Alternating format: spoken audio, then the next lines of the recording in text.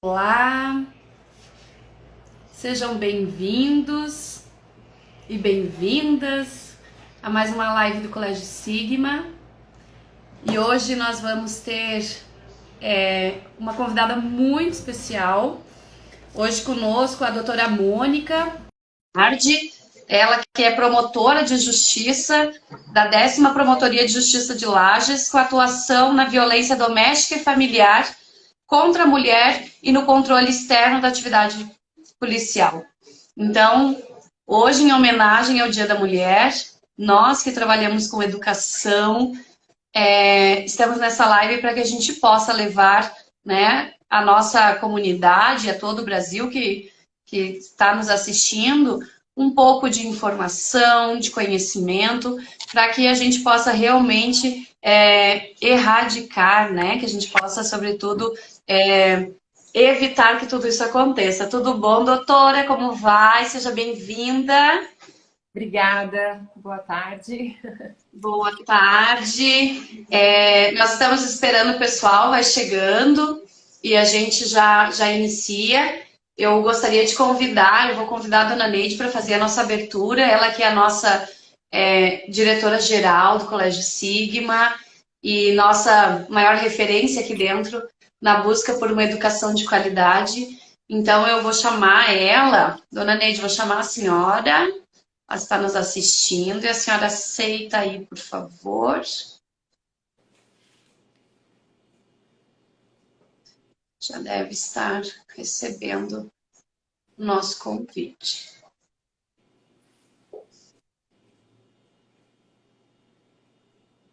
Isso aí.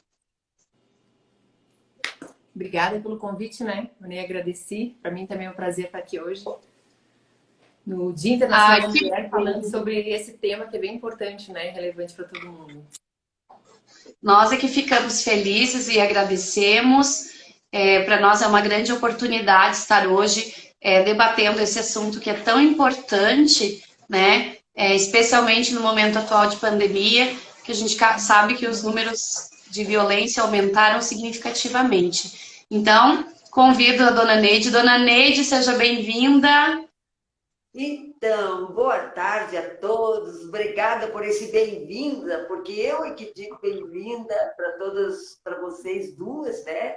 Eu diria que a doutora Mônica, nossa convidada, para o dia de hoje, né? Quando o tema é tão especial, tão atual, que, aliás, ele é atual ao longo de toda a nossa história, né?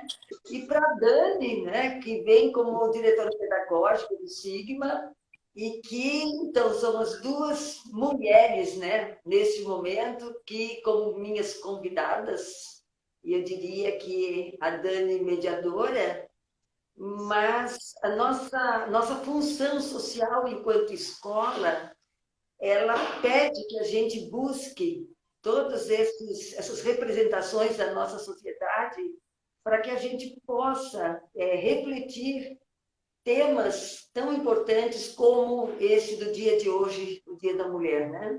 Eu penso que ainda há uma controvérsia, um não entendimento real, talvez até dependendo das classes sociais, né? De que nós não estamos falando desta mulher como se nós estivéssemos contrapondo com o homem. Na realidade, nós estamos vendo esta mulher no seu papel na sociedade, na busca pelo reconhecimento das possibilidades que ela também pode ter nesta sociedade. Mas muitas vezes, eu penso que até a vinda da doutora Mônica, ela vem para a gente distinguir muito bem essa questão da violência doméstica, né? A violência contra a mulher, que ela está muito relacionada a esse inconsciente coletivo que tem ao longo da história do papel dessa mulher, então essa submissão, essa obediência.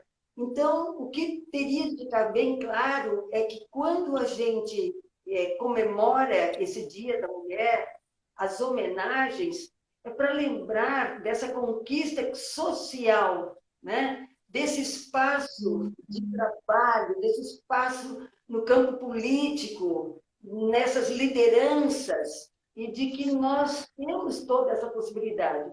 Mas também, como escola, nós teremos de refletir que este homem, ele é o nosso companheiro, de que, inclusive, nós não podemos ser mães se não tivermos eles, né? Então, na realidade, a doutora Mônica vem para falar sobre a violência da mulher, mas o dia de hoje se refere a nós refletirmos, enquanto mulheres, as nossas conquistas na nossa sociedade para o reconhecimento da nossa inteligência, da nossa capacidade de estarmos também fazendo uma sociedade melhor. Doutora Mônica, é um prazer muito grande tê-la com a gente. E, então, agora nós vamos fazer toda uma reflexão sobre esse dia de hoje e na função que a senhora desempenha, que você desempenha na nossa sociedade, né? Então, eu passo para a Dani agora, né? Então vamos lá, vamos abrir um bate-papo para ser uma conversa, né? Uma conversa que possa trazer muito conhecimento, para que a gente possa trocar algumas ideias. E eu inicio hoje, então, doutora Mônica, com uma autora que eu gosto muito. Eu trouxe um livro, pode parecer espelhado aí para vocês, mas é Mari Del Priori. Ela é uma pesquisadora, uma historiadora, foi convidada ontem a fazer parte da Academia Paulista de Letras. E todo o trabalho e contribuição científica dela é no estudo sobre mulheres, a história da mulher no Brasil, especialmente. E ela fala pra gente, ela diz assim, que o século XXI vai ser das mulheres. Quem avisa são os filósofos. De fato, elas estão em todas as partes e cada vez mais visíveis e atuantes. Saíram de casa, ganharam a rua, ganharam a vida e hoje trabalham, sustentam a família, vão, vêm, cuidam da alma, do corpo, ganham e gastam, amam e odeiam, quebram tabus e tradições. Não é pouco para quem há 50 anos só tinha um objetivo na vida, que era casar e ter filhos, quem dera ser feliz.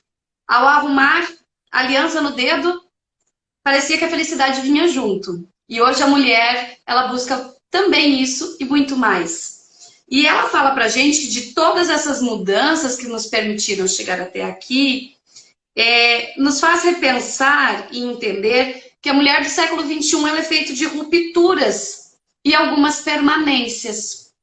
As rupturas nos empurraram para frente e nos ajudaram a expandir todas as possibilidades e a fortalecer e a conquistá-las.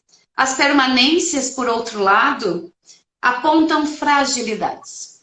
E aí hoje nós vamos falar de uma das fragilidades que é a violência contra a mulher. Então, seja muito bem-vinda, doutora Mônica Nardi, promotora de Justiça da 10ª Promotoria de Justiça de Lages, com atuação na violência doméstica e familiar contra a mulher. E especialmente mãe dos nossos alunos, né? Temos maior satisfação de tê-la aqui conosco, enquanto família Sigma, e gostaria de lhe dar boas-vindas e lhe fazer uma pergunta para que a gente abra esse bate-papo agora. Sobre essas rupturas, sobre essa violência à mulher, nós sabemos que o Brasil, né, criou há um pouco mais de uma década, né, uma legislação que faz com que a mulher seja protegida ou inibe, né, a violência contra a mulher, que cria todos esses mecanismos, né, para coibir a violência doméstica e familiar, que é a Lei Maria da Penha. Então, qual é a necessidade, doutora Mônica, desta lei? Né? Como que funciona na prática? Muitas pessoas questionam a existência dela, como se não houvesse necessidade, ou até mesmo questionam se existe uma lei para proteger os homens. Seja bem-vinda. Obrigada. Quero dizer que é um prazer estar aqui hoje com vocês e a gente falando desse tema que é tão importante, tão caro, né, para nós mulheres. Sobre a Lei Maria da Penha, ela está com 15 anos já Então, é desde 2006 que tem essa lei. E, na verdade, ela veio como uma punição para o Brasil, em razão de o Brasil não ter dado uma resposta para uma mulher que sofreu 2 tentativas de feminicídio, que é a Maria da Penha. O agressor, ele não era punido, os crimes estavam quase prescrevendo, e aí ela foi até a Organização dos Estados Americanos, enfim, a Corte Interamericana de Justiça, e o Brasil foi punido a fazer uma lei protetiva para garantir os direitos das mulheres. Então, essa lei, ela veio de cima para baixo, né? O Brasil foi obrigado a fazer, justamente porque não dava um tratamento especial para as mulheres. Então, essa lei ela já demonstra como que a nossa sociedade trata, e a nossa justiça também, tratava a mulher de forma diversa ao homem. Então, a gente pode dizer que ela é uma política afirmativa, né? Porque como a gente não tem um direito igual para homens e mulheres, a gente tem que ter uma lei mais protetiva, que dê mais direitos a essa mulher, justamente para a gente tentar fazer com que o homem e a mulher tenham tratamentos equânimes na sociedade, né? Então, esse discurso de que, mas e o homem? Não tem uma lei João da Penha? Enfim, não existe. Existem outros instrumentos legais, né? O Código Penal, outras leis, mas para a mulher existe esse instrumento protetivo, né? Que é a Lei Maria da Penha, justamente porque a gente tem uma defasagem nessa proteção. Então, a gente tem medidas que não existem para o homem, porque a mulher está numa situação mais vulnerável, né? E essa vulnerabilidade nas questões dos números, né? Eu acredito que realmente haja mais mulheres em situações de vulnerabilidade do que homens no quesito violência. É isso, doutora? Na verdade, as violências são diferentes, né? Porque o homem, ele pode ser vítima de... a gente vê mortes violentas mais decorrentes do tráfico de drogas, né? Ou por envolvimento com assalto, enfim. A mulher é vítima de violência em casa. O homem não tem medo de sair, assim, onde a mulher tem medo? A mulher pode ter medo de ir para casa e ser agredida pelo seu marido, pelo seu filho. Medos esses que a gente não vê no homem, né? Dificilmente um homem vai ter medo, por exemplo, de andar na rua, né? Ou vai ter que pensar na roupa que ele vai colocar, porque ele vai sofrer algum assédio. Nós, mulheres, não. Nós temos que cuidar da nossa roupa, porque a roupa que eu uso pode ser que chame a atenção e eu vá ser julgada por isso, ou eu vou ser... tá dando causa a um crime, né? Por causa disso. A gente tem medo, muitas vezes, de se não fizer o jantar que o marido espera, a gente vai ser agredida, né? Então, são diferentes... Os homens têm diferentes formas, são vítimas também de violência, mas a gente é uma violência escancarada e no nosso lar, né? Que deveria ser o abrigo de qualquer pessoa. Então, por isso que a Lei Maria da Penha protege a mulher vítima de violência doméstica e familiar. Então, visa proteger essa mulher no seu ambiente doméstico, no seu relacionamento afetivo, né, para essas situações. A Lei Maria da Penha, ela vai proteger contra a violência. Mas quais os tipos de violência, né? Quando a gente fala em violência, a gente lembra claramente da violência corporal, da violência física, né? E quais são as outras formas de violência? Muitas pessoas que estão nos assistindo agora, eles podem imaginar, né? Olha, eu não conheço ninguém que seja agredida fisicamente, né? Mas quais as formas de violência que a gente pode... O que classifica uma violência, né? Então, a Lei Maria da Penha ela traz alguns tipos de violência, né? Porque tem esse mito de que a violência só é uma violência quando tem uma agressão física, um empurrão, um soco, né? Mas existem outras formas de violência que são muitas vezes não visíveis, né, aos olhos das outras pessoas, e essas trazem sim consequências e são punidas, né, pelo nosso ordenamento jurídico. Então, o que a gente pode falar das violências? A violência física, que é aquela que a gente todos conhece, quando há uma violação à minha integridade, né, física, então um soco, um empurrão. A violência psicológica, que é extremamente comum. Então, são as situações em que a mulher, por exemplo, sofre um isolamento, né? Vamos imaginar uma situação de um marido que vai isolando aquela mulher dos seus amigos, dos seus familiares, a humilhação, a perseguição, né? Então, hoje é crime o stalking, né? Que é aquela mulher que quer se separar e ela é perseguida pelo ex-companheiro.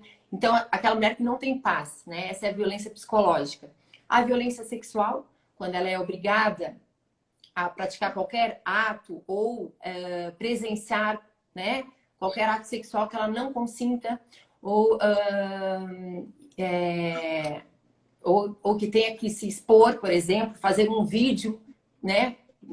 Expondo a sua intimidade que ela não tem interesse, uma violência sexual. A violência patrimonial, que é quando há danos, né, ao patrimônio da mulher, ou uma retenção, por exemplo, das economias dela, o marido que controla o dinheiro da mulher, né, porque ela só pode gastar ele que determina como que ela vai gastar, também é uma forma de violência, né, patrimonial. E a violência moral, que é aquelas condutas que dos xingamentos, né? Então, calúnia, difamação, injúria. Dizer que a mulher é feia, gorda, né? Vagabunda, por exemplo, também é uma violência moral. Então, dar conhecimento para a mulher e para o agressor, né? E para o homem dessas situações é importante. Porque a gente às vezes vê nas audiências, não é incomum o agressor dizer assim, não, mas eu nem bati nela. Eu só falei porque eu estava de cabeça quente. Né? Falei que ia colocar fogo na casa, mas eu não ia fazer. Mas isso é uma ameaça, né? E gera um medo na mulher, tira a paz dela. Então isso também é violência. E a mulher também tem que saber dessas violências para se ver como vítima. Porque às vezes ela entende que não, só foi um empurrão ou não deixou marca. Mesmo que não deixe marca, também configura uma violência física, né? O caso da vias de fato, por exemplo. Então, por isso que é importante a gente dizer que violência não é só um olho roxo. Existem várias formas de violência e a lei Maria da Penha traz instrumentos que previnem, né, e protegem essa mulher dessas violências.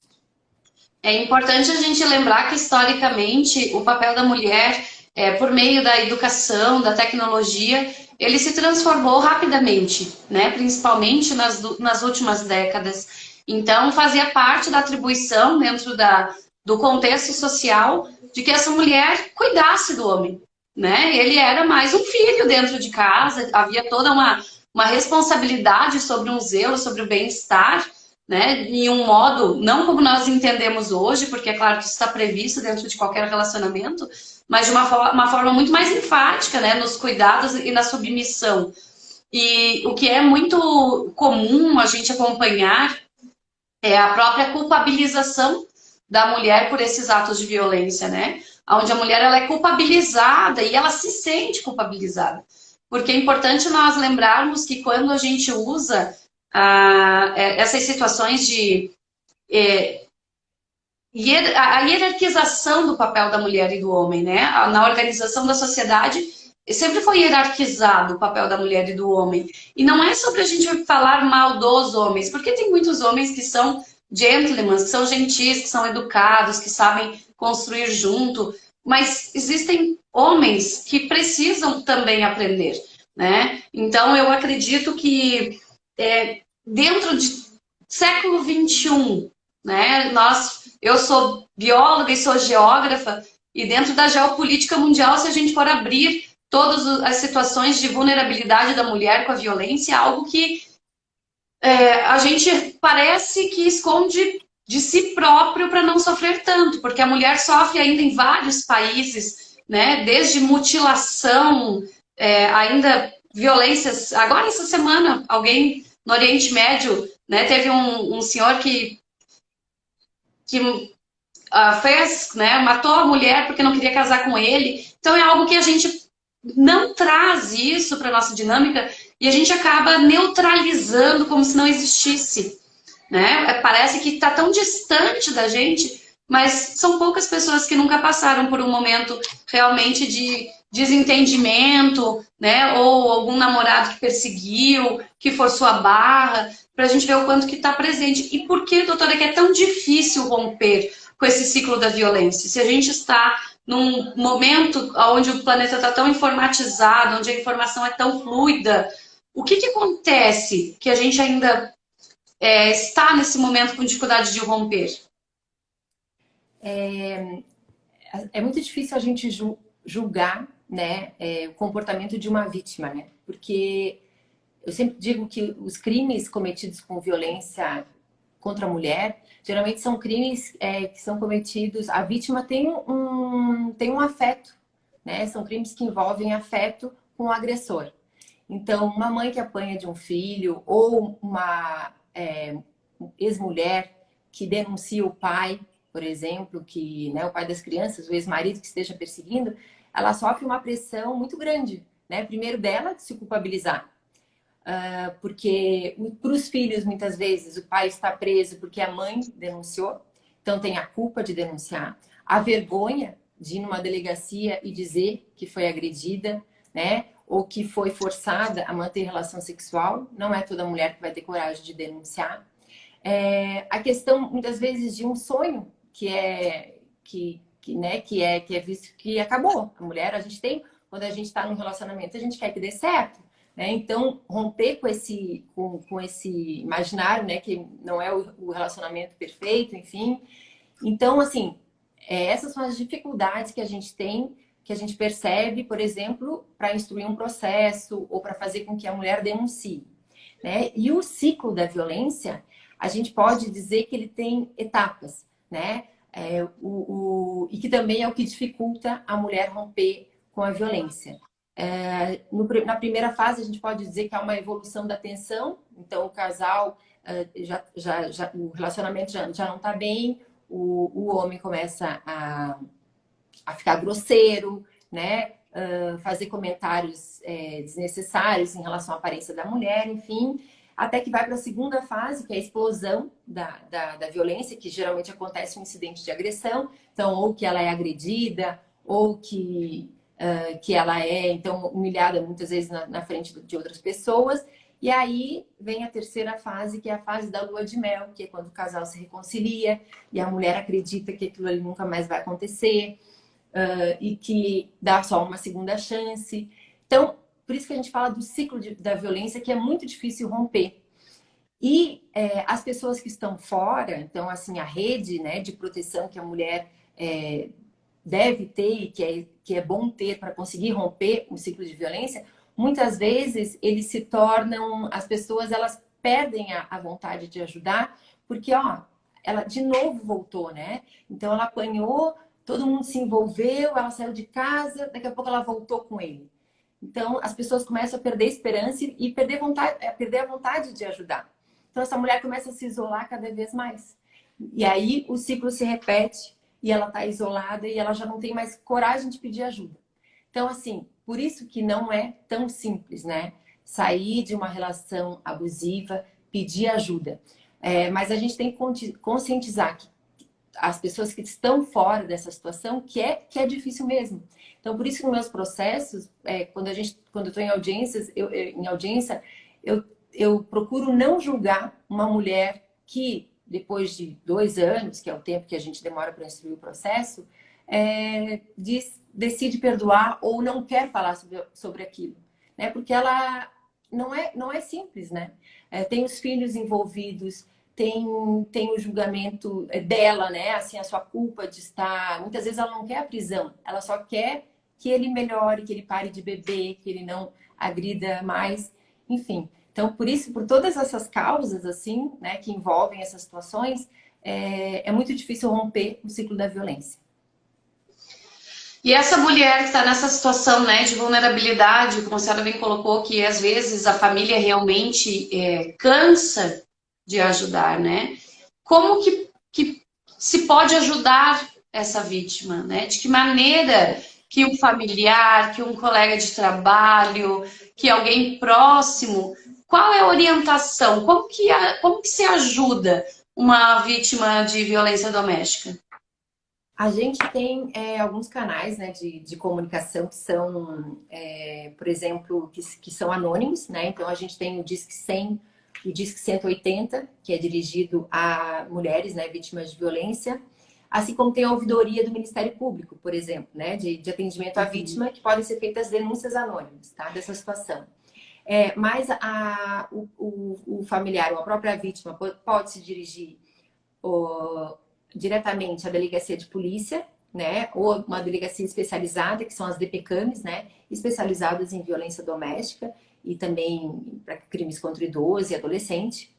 Pode ser feita virtualmente pela delegacia de polícia. E aqui em Lages, especificamente, nós temos a Polícia Militar também que faz o atendimento. E aqui nós temos a Rede Catarina. O que é a Rede Catarina? É uma rede de policiais militares, né? Então, geralmente uma mulher e um outro policial que fazem atendimentos e visitas às vítimas de violência doméstica que possuem medidas protetivas de urgência. Então, eles fazem a orientação da vítima, a orientação do agressor, o senhor não pode se aproximar, o senhor não pode manter contato.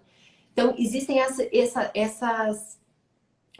esses agentes que podem contribuir para essa mulher. Também nós temos a Secretaria de Política para as Mulheres, aqui em Lages, também que faz esse atendimento às vítimas de violência.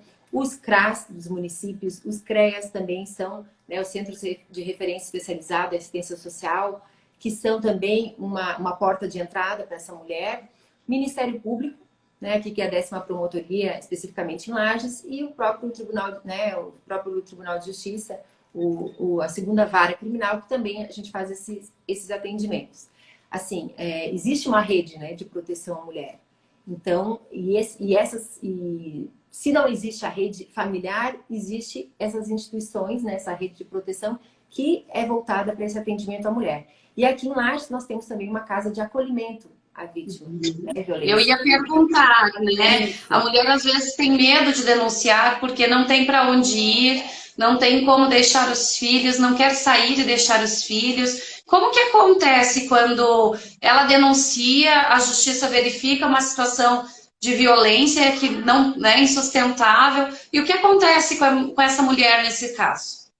Então, hoje, quando a mulher vai fazer uma denúncia ou quando há uma situação de flagrante em que ela é vítima de violência doméstica, ela se dirige à delegacia de polícia, né? Então, e ali ela vai ser ouvida e vai ser questionada se ela tem interesse nas medidas protetivas de urgência, né? São essas medidas de afastamento do lar do agressor, de proibição de contato proibição de contato e manutenção e manter uma distância. O juiz determina uma distância que o agressor não pode se aproximar, tá? E se ela disser, o que é questionado para ela? E por meio de hoje em dia tem um formulário nacional de avaliação de risco que é preenchido, né, pela Polícia Civil, que lá a gente tem uma ideia das situações em que a mulher, do risco que ela está exposta se ela se mantiver naquela relação. Então, dependendo do risco e das respostas dela, já vai ser questionado se ela tem interesse em ser acolhida numa instituição, né? E aí é visto como mulher, a senhora tem uma rede, a senhora tem algum parente que a senhora pode se deslocar? E se ela não tiver essa rede de proteção, ela vai ser dirigida à casa de acolhimento, que aqui em Lages é um dos poucos municípios, né? A gente não tem em todas as comarcas do estado, mas aqui em Lages nós temos uma casa de acolhimento que ela pode ir com seus filhos para lá. E o que é aquilo? É o momento que ela vai se reestruturar para, depois de um tempo, ou ir para cá, ou enquanto o agressor, por exemplo, não for intimado da medida protetiva e não se afastar, ela fica acolhida. Depois que ele é retirado do lar pelo oficial de justiça, pela polícia militar, né, se for necessário, ela pode voltar àquele local. Se ela não se sentir segura, ela pode permanecer até o momento em que ela se sentir pronta para retornar, né, à sociedade de forma livre. Também porque a gente não pode privar a liberdade daquela mulher, né? Eu sei que uma dos incentivos, né, dessa casa lá, desse abrigo, é que as pessoas busquem sair depois de já ter uma carteira assinada, né, de que já tenham uma renda garantida para que possam sair de lá. Eu, em uma situação, tive uma colaboradora na minha casa que morava nessa casa de apoio, então ela precisava primeiro arrumar um emprego para poder alugar uma casa, para depois vir trabalhar conosco. Então eu acompanhei de perto todo esse processo de readaptação, né, de uma mulher que precisou de um abrigo. E ela sempre dizia do atendimento, desde a acolhida, né, dos atendimentos psicológicos. E é muito importante nós lembrarmos que existe realmente essa rede de apoio. Porque eu acredito que quem esteja, né? Nós aqui, por exemplo, nós pensamos muito sobre educação, falamos sobre educação, para nós é uma coisa óbvia do dia a dia. Mas no seu trabalho, no seu dia a dia, a intensidade, né, a frequência dos casos, eu acredito que também não seja uma frequência pequena, né, doutora? Como está essa violência doméstica em Lages e na região, na comarca? Então, Lages, a região serrana aqui, ela é conhecida como uma região extremamente machista, né? E os números da DPCAM de Lages eram um dos piores números do estado. Nós temos uma delegacia que é assoberbada de procedimentos, né? Eu tenho um dos números que foram retirados da Secretaria de Segurança Pública do estado, né? De uma forma geral. O que que a gente percebeu, só para a gente mostrar como é que a gente está indo que a gente não está regredindo na violência. Ou a gente está estagnado ou a gente está numa crescente. O ano passado, em janeiro de 2021, houve dois feminicídios no estado de Santa Catarina, né? Que são aqueles homicídios contra a mulher pelo fato de ela ser mulher. Então, com violência doméstica e por uma questão de ódio em relação ao gênero mulher, né? Neste ano, agora em janeiro de 2022, já foram 8 feminicídios. Então, a gente já teve um aumento, né, exponencial. Registros de lesão corporal, por exemplo, que é um passo, né? A lesão corporal é quando, então, aquelas questões da violência física, os registros de lesão corporal foram de 1.537 no mês de janeiro. Né? Então, que é um número extremamente alto. Isso muitas vezes é revertido em inquérito policial, em ação penal. Estes os denunciados, né? Esses que as vítimas se dirigiram até a delegacia para registrar. Então, 1.537 registros. É um número muito alto, né? Só de lesão corporal contra a mulher. É um número extremamente alto. E Santa Catarina, então, tem um número também... tem números ruins, né, em relação ao Brasil de violência doméstica.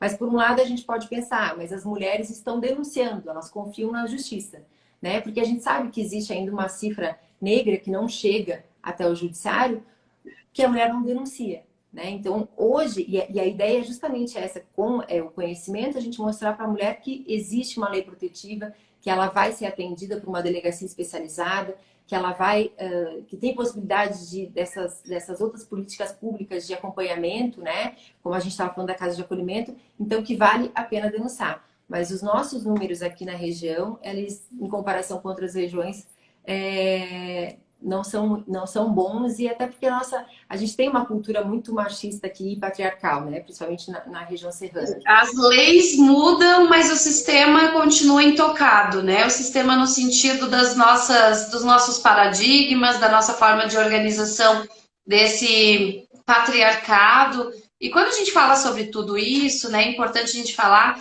que não é um ataque aos homens, né? Muitos pais de alunos, muitos homens estão na nossa live agora, e de maneira alguma nós estamos falando de pessoas, de homens que violentam. Não estamos falando de homens, né, geral, estamos colocando todos no mesmo pacote.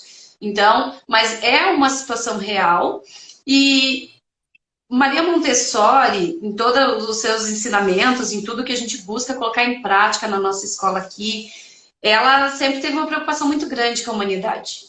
E ela sempre afirmou em todos os seus estudos, né, na sua teoria, que para que nós modificássemos, para que nós possamos modificar a humanidade, é preciso que a gente invista na criança.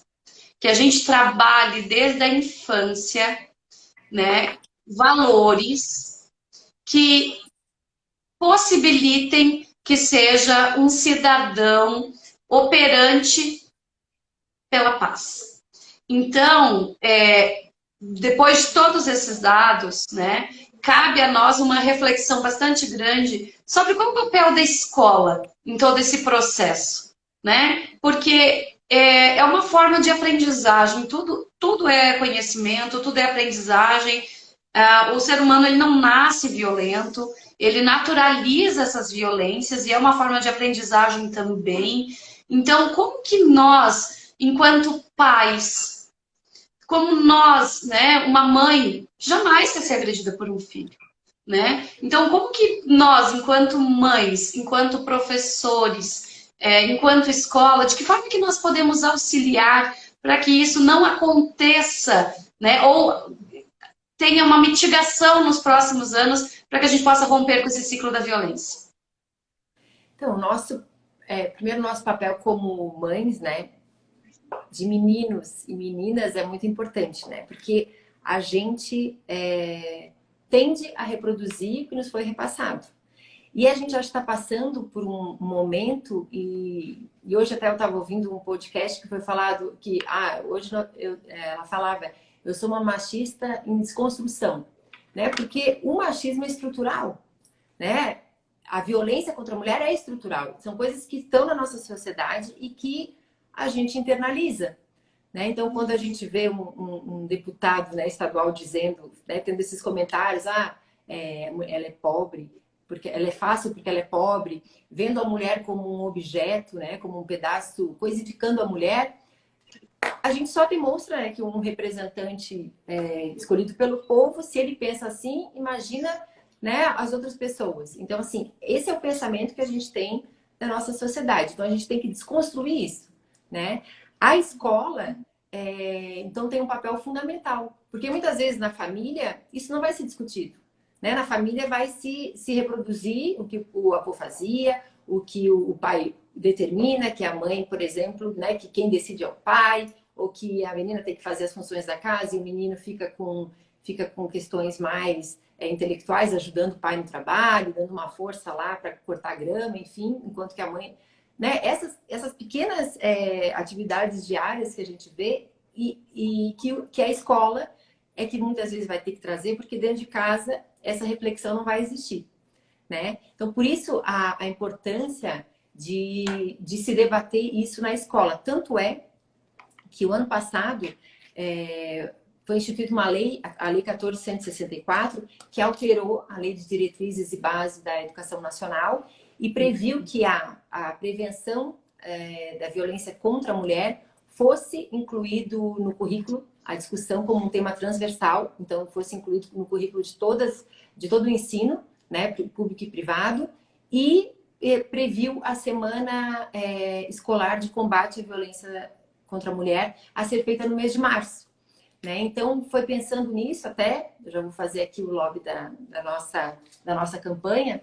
Acho que é vontade, por favor. Então, o Ministério Público de Santa Catarina está com a campanha Oi, meu nome é Maria, que é para ser levada às escolas.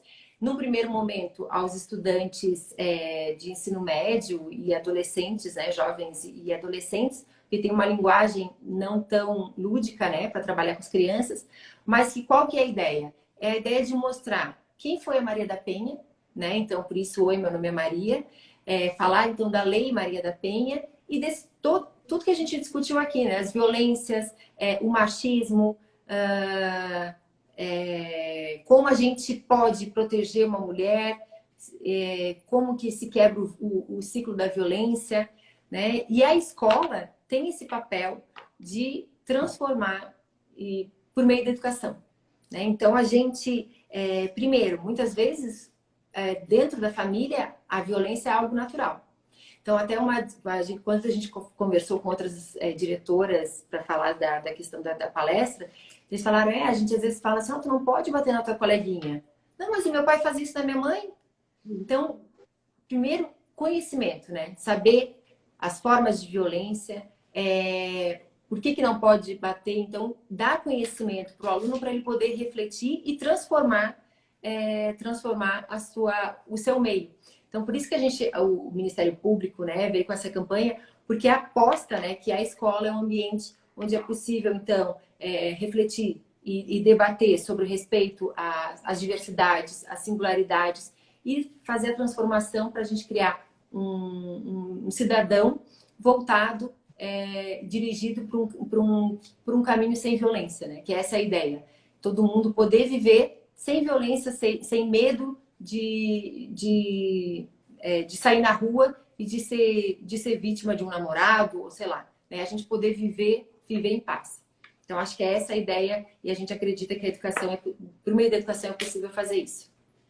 E temos um caminho longo, né, de coisas habituais, de coisas corriqueiras, né? Eu, hoje de manhã, ia sair para correr e eu fui até a academia e estava fechado. Meu marido perguntou, por que você não corre às 6 da manhã na rua? E eu disse para ele, porque eu me sinto insegura de estar sozinha na rua. E são situações que os homens não passam e não entendem, né? Essa vulnerabilidade, né? As meninas aqui da escola do Fundamental 2, elas fazem um trabalho em filosofia muito bacana, realizaram ano passado com a professora Karina, e elas falavam da necessidade de atravessar a calçada com frequência, ao ver um grupo de meninos reunidos, de como elas se sentiam, né? Então, para que as próximas crianças não precisem passar por isso, para que as próximas gerações não passem por isso, porque nós temos tantos meninos que são, né, modelos, que são exemplos. Eu tenho visto, eu sou muito, embora os dados não demonstrem, eu sou muito positiva, doutora Mônica. Eu tenho um contato com adolescentes há muito tempo. Eu trabalho numa instituição, aqui no Colégio Sigma, né, quase 15 anos. Tenho um vínculo lá no público. E eu tenho visto cada vez mais os jovens discutindo sobre esses temas. Falando, né, eles estão tendo esse vocabulário. Então, eu vejo que a educação, né, e todas essas políticas públicas, né, o Ministério Público, a própria representação de ter essa pasta dentro de um Ministério Público, né, de ter essa preocupação, de ter a oportunidade hoje de estar com a senhora aqui, de poder dizer que a comunidade está organizada para lutar contra, nos deixa mais tranquilo no sentido de que essas próximas gerações elas vão vir com mais conhecimento, temos a oportunidade de trabalhar com eles valores, modelos mais positivos, porque a situação da vulnerabilidade, eu acho que ela é antagônica à educação, né? Eu acredito muito nesse poder da educação, e esse realmente é um ponto que o Colégio Sigma aborda sobre todas as violências, de todas as formas.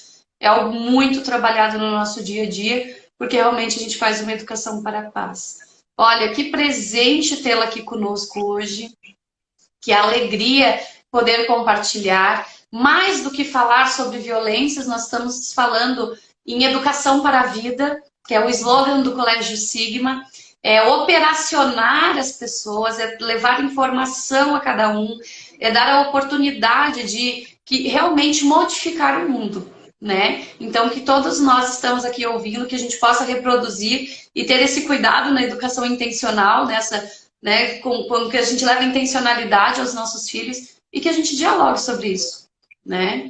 Então, eu gostaria, antes de fazer o encerramento, eu gostaria de convidar a dona Neide para deixar a fala dela, né, para agradecer. Eu vou convidar ela aqui, só um minutinho. Vou pedir para ela convidar. Dona Neide, a senhora convida e eu aceito, fazendo um favor. E enquanto isso, eu vou pedir para a senhora deixando para a gente, então, um recado, a sua mensagem pelo Dia da Mulher. Não dizer que eu fico bem feliz, né? Que essa é uma preocupação do Sigma, em trabalhar isso com as crianças e com os adolescentes que estão em formação, porque eu acredito realmente que só por meio da educação é possível a gente transformar, né, essa sociedade. Então, assim, existem diversas formas que pode ser trabalhado isso, né? Não reproduzir falas machistas, por exemplo, ou trabalhar músicas hoje, né, que estão tão comuns de empoderamento feminino com os estudantes. São tantas formas de a gente trabalhar como é diferente, né, para um mundo, como é diferente para um menino, para uma menina, e por que existe isso? Porque o ideal seria que a gente quer o respeito, a gente quer que todos tenham os mesmos direitos, né? A gente não quer, por isso às vezes eu acho assim, termo feminista, né? Não, a gente quer que todo mundo seja respeitado como ser humano, né, na sua dignidade. Eu acho que é isso que a escola tem que buscar, e eu fico feliz de saber que aqui em Lages a gente tem um espaço que prioriza isso, né? Que bom! E aí eu convido agora uma mulher que é à frente do seu tempo, né? Pelo Dia da Mulher, ninguém melhor que nos representa aqui do que a trajetória e caminhada da dona Neide, que sempre foi uma mulher que buscou, né? Muito empoderada que buscou fazer mais do que era esperado para a mulher de seu tempo e que é um exemplo para todos nós. Então, eu chamo a nossa diretora-geral para fazer, né, o encerramento, ela que é a dona da casa, que está aqui nos recebendo hoje, dona Neide. Então, nossa, gente, que privilégio este tema e a abordagem que foi feita, o esclarecimento, que aí vem mais uma vez a nossa função educadora, né, de trazer o conhecimento para a sociedade dessas possibilidades que o cidadão tem, né? E eu, como referência, eu diria que vou fazer 50 anos, né, na busca desse papel meu enquanto uma menina tímida, de uma família grande, e que assume essa posição de manter, né, por 50 anos, uma vida dedicada a fazer esse papel, a trazer essa possibilidade para a mulher e exercer as diferentes funções como esposa, como mãe, como educadora, como cidadã, e organizar isso, né, para que outras pessoas pudessem vivenciar tudo isso, através de um exemplo. Então, eu diria que começa justamente pelo exemplo que os nossos pais nos deram, né? No caso meu, meus pais me deram. A responsabilidade, o compromisso com a vida, o compromisso com as pessoas. E como a gente faz isso na escola, não sendo somente trazer a abordagem desses temas, mas o mais importante ainda é vivenciar isso dentro da escola. E aí, acho que uma forma com que nós conseguimos fazer com que essa criança, esse jovem, venha construindo este conceito é através de trazer qualquer situação de conflito dentro da escola, trazer ao nível consciente. Então, não é o adulto dizendo, não vai fazer porque eu não quero, pare, e sim analisar a situação junto com o aluno e fazer com que ele encontre uma solução mais saudável. E, por incrível que pareça, isso se tornou tanta rotina na escola que o professor nem sempre a resposta já vem pela própria criança, porque ela traz dentro dela esse desejo da paz. E nós, eu acho que travou um pouquinho. No ambiente que nós estamos proporcionando, então, muitas vezes, a violência doméstica ela é assistida por essa criança, por esse jovem, e ela acaba reproduzindo em algum ciclo da sua vida. Então, eu penso que da forma que a gente perde um tempo, não é perder o tempo do adulto, e sim oportunizar a reflexão da situação, trazer um nível consciente. E quando ele traz isso para essa consciência da realidade e da possibilidade de reverter, há sim como acreditar na educação e na transformação da sociedade através do nosso movimento de adultos, né?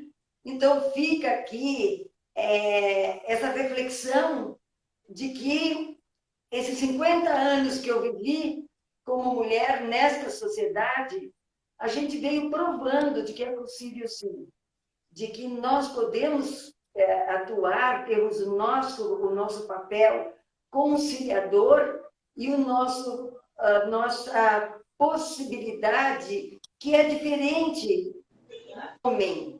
Eu digo diferente do homem é porque a mulher vem com as... Não que o homem não tenha sensibilidade, claro que tem, mas esse intuito maternal, esse intuito da paz, esse intuito da afetividade, isso está muito mais para a mulher. A mulher é muito mais afetiva.